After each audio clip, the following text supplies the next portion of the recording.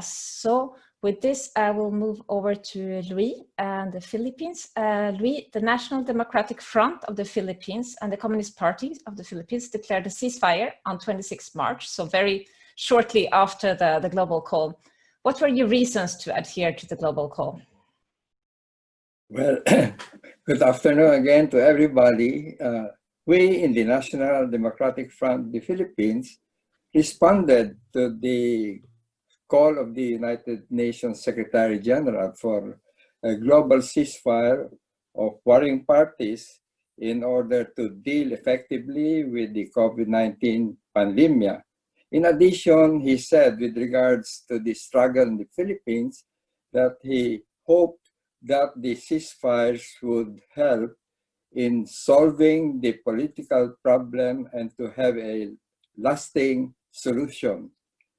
We appreciated this call because it meant that our efforts, which were directed towards the people in the Philippines to take all the measures needed to protect themselves from the COVID-19 pandemic, would have the possibility of a strong international element. And so we decided to respond right away to the call of the Secretary General of the United Nations. We were very happy that the Secretary General commended our ceasefire as an example for the world. So we're glad that this happened. Now we say, was this an opportunity for peace? Indeed, we considered it an opportunity for peace. We declared that with the ceasefires issued separately by the government of Duterte and the Communist Party of the Philippines and the New People's Army, the conditions would be favorable to have preliminary talks of both sides in order to prepare for the resumption of the formal peace talks, which would mean taking care of the other agenda points needed to achieve a just and lasting peace through addressing the roots of the armed conflict through fundamental economic, social, and political reforms that would lead to a just and lasting peace in the Philippines. So we announced this. Unfortunately, the government of Duterte went on a militarist adventure of using the COVID ceasefire to attack the revolutionary forces within the National Democratic Front, including, of course, the Communist Party and the New People's Army, and 16 other allied revolutionary organizations throughout the country. So this has been happening. On April 13, we came out with a documentation on the numerous violations by the Duterte government in 96 towns and 196 villages, including additional air bombardments and artillery fire.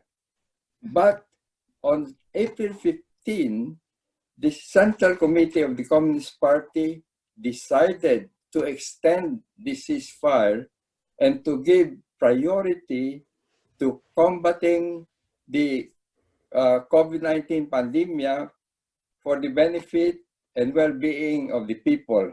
Unfortunately, the Duterte government did not extend its ceasefire. In any case, the hopes for ceasefire or a peace opportunity remained.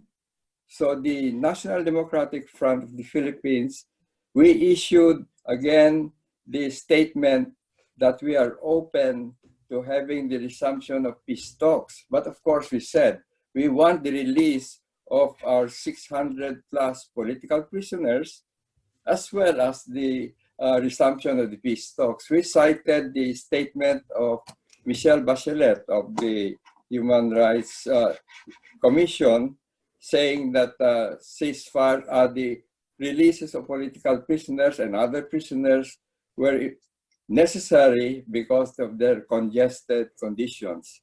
The conditions for political prisoners, they say the congestion rate is like 450 or so %, meaning for every one place for a prisoner, there were 6 prisoners. So congested that when I visited a prison in Metro Manila several years ago, I could hardly find a place to step. It was so congested. So anyway, I would say that right away, our concern and concentration is to protect the people in the Philippines and to provide services, and then also to take advantage of the ceasefire call of the UN Secretary General. Okay, thank you very much. So we already talking a little bit here of how you see that things could start moving again, for example, with the picking up on the release of the prisoners, this call that was made by the NDF and other organizations. That's